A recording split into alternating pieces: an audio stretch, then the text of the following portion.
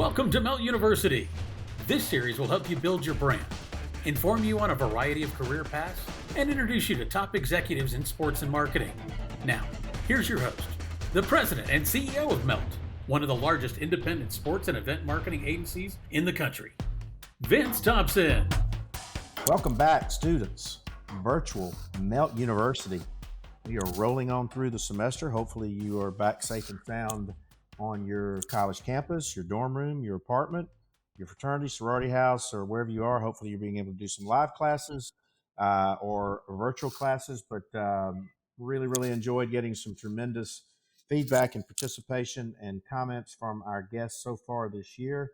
And since it is Super Bowl week, we have a very special guest today, a lady executive that I'm a huge fan of hers, her climb, her commitment to not only her profession and her industry, but to a lot of other tremendous, great causes in our community. She's certainly, inspiration. And like I said, she probably will wind up like the commissioner of the NFL or something one day, but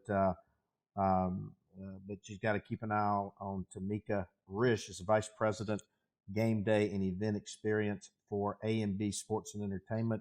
The AMB stands for Author M. Blank, the Atlanta Falcons, the Atlanta United, the Mercedes-Benz Stadium, and goodness knows what other enterprises that she's involved in, major concerts. Hopefully one day we'll all be able to go back down and enjoy some great events in the Dome.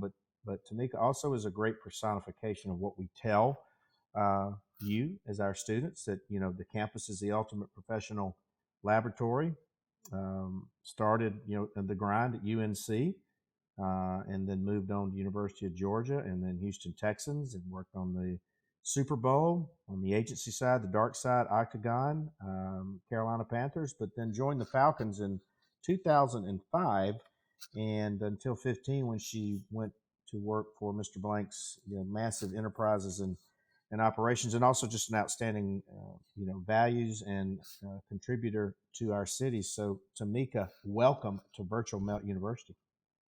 Vince, thank you. Thank you for those kind words. And it's been a pleasure being in Atlanta, getting to work around great folks like yourself, and just really love my time here. And a part of me misses those days of being a college student. And right.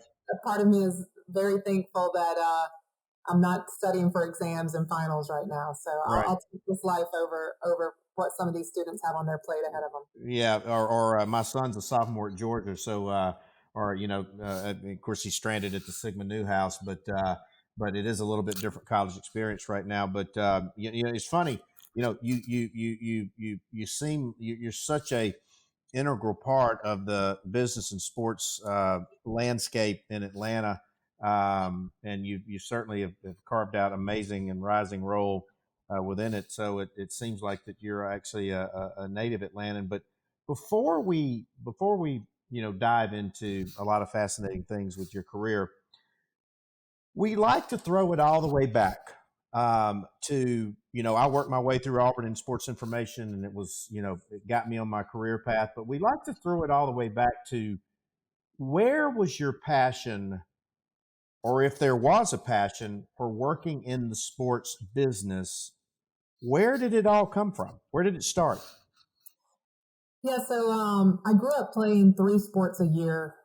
So sport was a part of my life. It was kind of, it's what occupied me outside of the classroom. And a very competitive family. We compete in absolutely anything. And I was actually playing a spades app game on my phone, waiting for the 10 minutes I had between calls. So I love competing.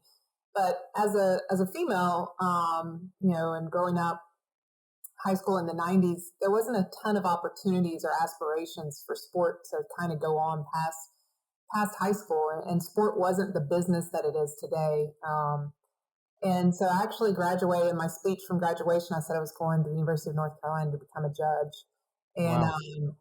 So long ways from a judge today, but I got to the University of North Carolina, and kind of changed my aspirations and got into the journalism world. And Stuart Scott was an alum. He actually spoke at my graduation and really wanted to be Stuart Scott. And, that was in his prime. And started in the journalism school at the University of North Carolina, ended up working for the football team to get experience to be a journalist. Did coach's video for 4 years, recorded every practice and game, edited film, cut ups, broke down, plays and so forth. And I didn't do that to learn football. I did that to get a job as a sports anchor at a TV station. And I ended up working at a TV station, and it wasn't what I thought. And I ended up not really enjoying that experience, but I fell in love with the team side of sports through chasing that journalism dream. And, that was really the beginning of understanding maybe this could be a career. And even at the time I graduated undergrad in 2001, I came down to the Falcons. I drove down and just kind of did like a show up and talk to someone. And, the whole marketing department could fit in my living room. Wow. Like there were like 2 people in PR. And so Arthur had not yet purchased the team at that point. And shortly thereafter he did. And so the Falcons even weren't what it was when I ended up ultimately getting hired. But that next 5 years really changed sports business. And I would say what we are today is nothing like it even was when I started with the Falcons in 2005. So what would that, where would you see that evolution? How would you describe that? I would, initially, I'd say early 80s, really sports sponsorship started with the Olympics and some of that. Where Michael Jordan had a big play and endorsements and stuff like that, but it was still very straightforward, purchasing a sign. It was tactical. It was asset purchasing. And shortly after I started with the Falcons, sponsorship became more of a consultative sale. You would sit and listen to the business needs of the client and then figure out how do your assets deliver value to solve those needs. So, we've had deals before that have helped solve HR needs or help solve, recruitment or, a company's been in a crisis and help bring them back out of that kind of black hole. And, it's not just buying a sign in the building. And when I started, there was still a lot of places just selling signs in the building. And now I would say that if you're selling signs in a building, there's a fixed cost to that and there's not a ton of upside. But if you can use sport to solve people's business needs, there's a lot of opportunity there, and the range of value is much bigger. And I would say that's where sports have grown to over the last 15, 20 years is it's a completely different business model and a completely different financial model than it was even when I started out full time in the industry, roughly 20 years ago. Well, I like that hook, using sport and sports to solve business needs, and I think that we're going to talk about it in just a few minutes. But I think taking that approach, and I think obviously Mr. Blank's approach to treating the fan as a customer, or treating the sponsor as a customer, and rising up, pun intended, to their needs. You guys can probably write the Harvard case study or the book on that as well, and obviously have the standard of which the fan experience is and will be defined going forward. But when I look at your, obviously you did the grind in college and you paid your dues, but then when I look at your overall professional background and experience, it shows or tells me, and this is what I preach and teach to my students all the time, that you were willing to just dive in the deep end, accept the grind, accept anything that came your way, accept that challenge, and whatever challenge you were in the middle of or job, you did the best, and you wanted to be the best you could be within that, whether it was Georgia or the Texans or the Super Bowl host committee or the agency side. I want you to talk about your philosophy that with kids, because what I'm encountering sometimes with some of the younger students pre-COVID is that they had a notion that there was going to be instant gratification. They were going to be CEO overnight. They would job hop every 2 or 3 months. And that's just that was never should have been the case, but it's not going to be the case in a post-COVID world. Yeah. So I work in football, so a lot of my analogies are going to come from football, but that's kind of been my life. And when you get on a football team, especially collegiate level or the NFL level, they encourage you to be a special teams player. And there's a philosophy called the more you can do.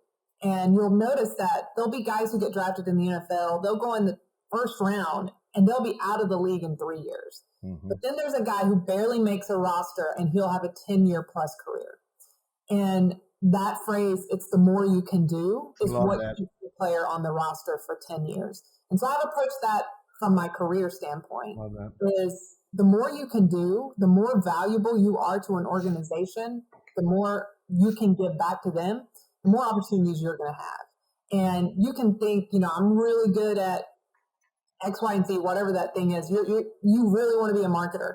If that's the only hat you can wear, then there may not be a seat in that department. There may not be an opportunity there. But the more hats you can understand, the more valuable you are. I always want to be seen as that special teams player that is willing to do whatever is needed. And this morning I've been at the stadium and we are running a vaccine clinic out of Mercedes-Benz Stadium, and that is the special teams philosophy, right? Like, what we can't do sports right now, so we're doing vaccines. We just finished a runoff election where 3 weeks my whole team was focused on runoff election. And, I think I had to, I encourage my team to be open to opportunities, and that too many times people think of their life as a ladder that goes straight up. And I'm going to go, you go to, especially the system we have for education kind of teaches that principle that you're talking about, that if a year's work equals a new title or a new, you get to be a freshman, then you're going to be a sophomore, and then you're going to be a junior. And the measurement of what qualifies you to get that is really time. I mean, there is a grade, but the threshold is so low that the change is time. And then you get into the workforce, time doesn't really mean a whole lot. Like, doing something longer doesn't mean you're doing it better. Right. I could take most of the people listening to this call and ask you to write something on a piece of paper that's a full page. And if we go back and look at your handwriting in 6th grade, your handwriting might be worse now, and you've been doing it a really long time, right? So time doesn't impact, but when you look at your career as a straight up ladder, you really limit the opportunities that you might have, and really encourage that to my team of, like, your next opportunity might not even be in this department, this line of work, but you take those skills that you've learned and apply those to the opportunity that makes the most sense after this. And, this summer I had to live that. And I got a call from our CEO, and he wanted me to take on a new department they were forming. And I've been in sponsorship for 15 years. And this was going to take me completely out of sponsorship. Wow. And for the first time, I had to look in the mirror and, like, okay, if this was me coaching one of my associates, the answer is yes. Like, this is not a questionable, but it's uncomfortable when you make those moves. Like, you're like, am I going to be able to do this? Is this, am I going to like this? All of those questions are natural, but you have to lean into them and embrace that kind of special teams mantra. Well, and again, think about this. If you and I had been having this conversation just a year ago, and I had said the words to you, vaccinations and voting places in conjunction with Mercedes-Benz Stadium, you probably would have hung up on me. And then even to what you just talked about with, we have a mantra that says change is inevitable, growth is optional, choose wisely. And I've told my organization, and I tell these students, now is the time, if ever there was a time, to shed your skin and push yourself out of your comfort zone, because there's really no definition of failure other than the failure to try, right? Yeah. I mean, I used to say my biggest fear is the fear of failure. And I was kind of proud about that statement, but the fear of failure keeps you from trying. And you've got to get into a place that you're comfortable with failure, but you don't stay in it. And we talk about the best quarterbacks are the quarterbacks who can forget the last play and go back to the huddle. If you remember that interception, you're never going to be able to play the rest of the game. And the same is true in life. If you can't get over the last bad, you took a risk and it didn't work out, you got to be able to continue to take risk, and obviously calculated and risks that don't, bring down an organization. But without risk, there isn't growth. Right. Well, and also, and this is something that I wish I had learned at a much earlier age. And people say, well, Vince, what business are you in? I say, well, I'm in the rejection business. But you truly, you got this great glamorous job and title, but you've been told no and thrown off the saddle a million times, and you can't take it personal, can you? Yeah. It is, no one likes to hear the word no, right? Like even as a child, that is a hard word to hear, and it doesn't get necessarily easier as you get older. But you have to know that a yes is around the corner. If you don't have that optimism and belief that, okay, that I'll take that no and I'll file it away and I'll keep going, I'll keep trying. And if you live long enough, to quote Mercedes-Benz first ever concert, Garth Brooks, sometimes some of God's greatest gifts are unanswered prayers, right? Amen. Amen. He knows that you got, you praise God about a couple of years later. Right. Yeah, no, I was there, and that's one of my favorite songs and one of my favorite sayings is like, because at the time you're like, please make this happen, then it doesn't. You have the disappointment, then you wake up and, a year or two later and go, oh my God, thank God that didn't happen. And so you're right about that. So before we move on to a couple other things, what is it like to work for Arthur Blank? One of the greatest, most successful businessmen in the history, of business. So many unbelievable contributions to our city and the healthcare and the stadium and the jobs and resurrecting the Falcons, bringing soccer to the city. But what is it like for working for him as a person, as a human being? Because I don't know him, but I hear just amazing, wonderful things about him. Yeah, so this is the end of my 16th year working for him. So the reason I've been here this long is largely because of him and the culture that he not only rolls out, but requires that we upkeep. And, I'd say a couple of things that are amazing about working for Mr. Blank or Arthur is, one, he provides you the tools necessary to succeed. Mm-hmm. So there's a lot of places that you can go and, you have great goals, but you don't really have everything you need to do to get there. That is not the case for our organization. If we need resources, they are provided. The second is our values align personally. And he doesn't just talk about giving back, he does it.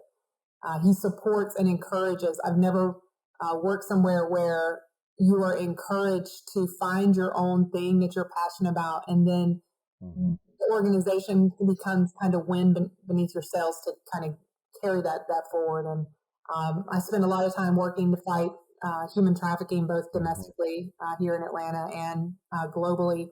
And the organization has fully supported me in that effort. The last 2 years have been focused on systemic racism issues here in our community and attacking those and trying to make sure that everyone has equal opportunities. Mm-hmm. And it's just when sports are my passion, but he allows you to find purpose in the passion. And I think that is the reason that it's hard to replace him as an owner in your mind of anyone else that would come close to that experience. Yeah, I love that purpose in the passion and purpose with a passion and obviously sex trafficking, human trafficking. I've been involved in it, with Wellspring and for a very long time. And, with forces like you and him behind it, we can eradicate it. But I really just wanted to gain your insight and talk to us about sort of your philosophy, because everybody wants to be in the sports industry. Everybody wants to be in the entertainment and music and all that. But as big as it is, it's actually really small. But talk about your philosophy on. So we talk to our kids about relationships, and we say the first two letters of relationships are RE, and reciprocal is RE. And in every relationship, people say, "Well, Vince, how do you keep Coke for 21 years?" I go, I never take the relationship for granted. You've got to, like a flower or plant, you got to cultivate it, groom it, sunlight it, fertilize it, and talk about your philosophy on relationship building and relationship maintenance in any form of life. Yeah, I think we think about it in the areas of the business that there's a relationship where there's, whether it's our season ticket members or our sponsors, but really all of life is a relationship. Mm-hmm. People do things with you and for you because there's a relationship exchange there. And at the end of the day, the best way to develop relationships is to be thoughtful of the other person's interests and desires and wants. And, they say a relationship is a two-way street. It is, but if you're trying to develop a relationship, the onus is really on you. Mm-hmm. And that person may not want a relationship with you. And so a lot of times especially in the workforce, you're left trying to develop a relationship with really a one-way street. And for me, the more I can know about a person, the quicker I can find commonalities. You mentioned your son was at Georgia. I went to the University of Georgia. You mentioned Coca-Cola. I have friends and relationships at Coca-Cola. Like, those would be the things that I would lean into, and just the things we've talked about on this call of and that you work with Wellspring. One of my good friends now is the COO at Wellspring. Like, I would try to find commonalities, so then you want a relationship with me because you have to start from somewhere. And, a lot of times young folks coming into the industry only want relationships with top level executives. And what they don't understand is each of the people in a dynamic play an important role. I don't care if it's the person that works the front desk, the person that delivers the mail. All of those people are important, and they have relationships, and you can't take any of those for granted. So for me, relationships have been key to my success. Right. It's relationships that have nothing to do on paper with your success that ultimately a lot of times pay off more than you could ever imagine. Mm-hmm. And I'm making an assumption here, but along the way, you've had some important mentors, and I know that you also are a very successful mentor to mentees. Advise our students on mentors and sort of how you have approached them, because I still have great mentors as well. Yeah, so mentors are incredibly important, and your mentor doesn't have to look just like you. I've never had a really strong female mentor.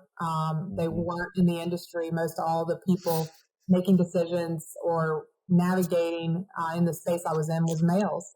So for me, it was really important to find people that they didn't need to look like me, but they needed to be willing to advocate for someone like me. Mm-hmm. And I think that was important. And one of the best mentors I've had in my career is a guy named John Cordova from Coke. Oh, yeah. And he doesn't work within the building, but anytime I needed to sit and talk about a situation that I was going through, how would you navigate this? What would you do? He was always open for lunch, or, I could get on his calendar. And when you find someone like that, right, that is willing to give you that time and sit with you, I'm considering this job. What do you think about this versus, the position I'm in, or where do you see this taking me? Really important to have those people that are familiar with your industry and older than you enough to have seen a few things and understand how this could play out long term. And now that's the role I play for a lot of my seasonals who've gone on to take a full time, and now they're getting, the 20s is the decade of anxiety. I feel like you can't right. You're trying to go fast enough, and when you get to that 27 kind of time frame, and you're seeing your friends getting, they got their first promotion, and you still haven't gotten yours, and just trying to teach people the patience of understanding that life doesn't flow like it used to. There's no such thing as, I had one guy get promoted twice in 2 months, and he hadn't got a promotion in 5 years. Right. And things happened where he got a market adjustment. Another organization wanted to hire him. They were going to offer him a ton of money compared to what he was making, so he got another raise to keep it. So life, once you get a job, doesn't play out on this equal time frame of every 2 years, I'm going to get a promotion, I'm going to work towards. And I think that's one of the the hardest things as a mentor to kind of appease that fear. Because when you're in that moment, it feels so real and you feel so far behind. And that's what, a couple of whether Jim Smith or John Cordova have been for me. And now I'll try to be that for the next generation. So even pre-COVID, one of my big mantras in my intern program every summer was life is not linear. It is not going to be a straight line. And if you aren't able to tuck and roll and adjust, it's going to be a frustrating ride for you. And certainly during this COVID period for all of us, and even coming out of post-COVID. And speaking of, from the perch that you sit, and we've had some fascinating interviews with a lot of fascinating leaders, and we've unpacked where the future opportunities are and what students should be doing right now within athletic departments, mental health, data analytics, fanalytics, fantasy, legal wagering is sweeping the country, NIL, safe attendance experience, fan experience. From the perch you sit, where are the opportunities for students and what should they be doing right now to prepare for those in a post-COVID job world, which is going to be intense, but could be a possibly great opportunity for this new generation? Yeah, I think you kind of mentioned it just in the build-up. A lot of people go to school and they graduate and they still don't understand the industry. They don't understand how complex the industry is. And basically, we have jobs in almost anything you can think of in the stadium. Like we have analytics teams, we have a data team we have one that works on football specific, that's looking at plays and first down conversion rates and diving into that. If you've seen Moneyball, that type of work. But then we have one that does that with fan data. We have a really large IT department that, you don't think of, I'm going to go work in IT to work in sports, but we are a business that has positions. And so most people I feel like when they graduate, they're interested in community relations, PR, marketing, and maybe tickets. Like that's what you hear the most when you're talking to kids. And when you realize that there is, I oversee 4 different departments that are not any of those words when you think of them. We have major events, which is logistics and planning and operations. Private events, that's hospitality. We compete with the hotel ballrooms of the world. Yeah. Game presentation, that is largely broadcast production, and then live events, which is your true event marketing. And so there's all types of different hats you can wear in the sports arena, and you broaden your opportunities to get inside the building. I mean, we have a huge security team. Yeah. That, could have criminal justice backgrounds, and they work in sports. And I think that's the piece that's missing out of the sports programming is understanding the breadth of the opportunities that there are within sports. Well, and my pet peeve is I get I have 2 pet peeves. First of all, I'll get a generic resume to our generic website that says, to whom it may concern, here's my resume and I need X amount of dollars. I immediately flush that because they're already showing me what type of employee they're going to be. They're not prepared. And then the second one is, God, I love sports. I want to work in sports marketing. I'm like, but you got another thing coming. And it's the same with what you're saying. I mean, what gets Tameka Rish's attention if a young aspiring student or intern to be or employee to be, what gets your attention in the approach in determining who and when you respond to? Because I'm sure you get thousands of them. Really the resume. Okay. If you're in college, you have the opportunity on a college campus to get as much experience as you want to get. Bingo. Mm-hmm. The softball team will take you. They'll let you do marketing. You might not get paid for it, but the golf team, somebody will give you experience. And, if you come away from college without experience, Bingo. And when I was in school, I worked at the minor league baseball park. I worked at, for the Carolina Hurricanes, the TV station, for the football team, for campus recreation, anywhere I could gain experience, I did it. because I was serious about the career that I was pursuing. Sports sounds fun and it sounds, oh, it's going to be awesome. It's hard work. And if you're not willing to do the work to try to get into the industry, you're not going to be able to do the work when you get in. Bingo. Well, and another inspiring story is your teammate and colleague Tim Zalowski. I mean, the guy just we grind. We're grinders, and we were willing to do anything. And to your point, and we say this right now, and obviously, hopefully, we get to the other side of COVID soon. But the college is the ultimate professional laboratory, and these kids are so sophisticated. But to your point, that resume is an audition. It's a process. It's not an application. And they've got about the time it takes to pass a billboard on the interstate to get Tameka's attention, because she's a busy executive and people are clawing for your time and attention day and night. So you better have that horsepower in that resume. So is there, as we close out, because I'm sure you read a million things a day and listen to a million things a day, are there any reading or podcast recommendations or people that you follow that you would recommend that our students that they should subscribe to? Because I know that you are a very informed professional in our industry.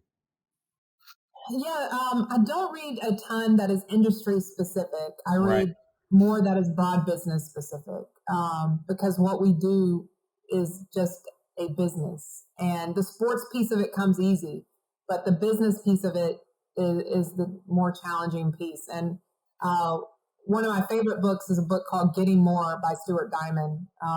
And it's a negotiation book, but it's really helps you navigate life and understand how it's not, he's one of the foremost experts in negotiating in the world. He trains special forces. He solved the writer strike in LA. He helped Colombia settle the negotiation with the FARC. But the man is brilliant, and it's simply brilliant. It's hard to execute, but it's amazing. Mm-hmm. And I think if more people read it, you would get accomplished more than the approaches that some people take. Yeah, that's tremendous.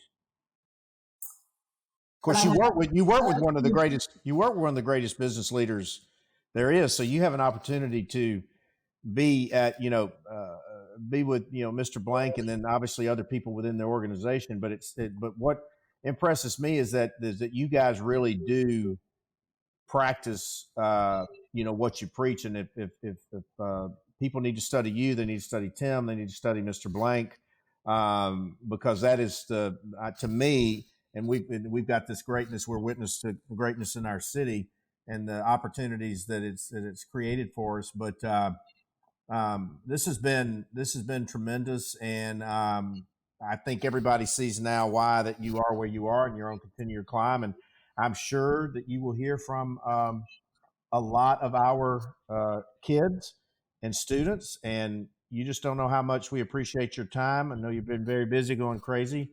But Tameka Rish, Vice President, Game Day and Event Experience, probably be the next NFL commissioner. Mm-hmm. Tremendous climb since UNC, and we certainly appreciate all of your time, wisdom, and insight to the students of Virtual Melt University. Thank you so much. Thank you, Vince. I really appreciate it. Thanks, Vince. We hope you've enjoyed today's virtual class. We'll be back soon with a new edition of Melt University 2021.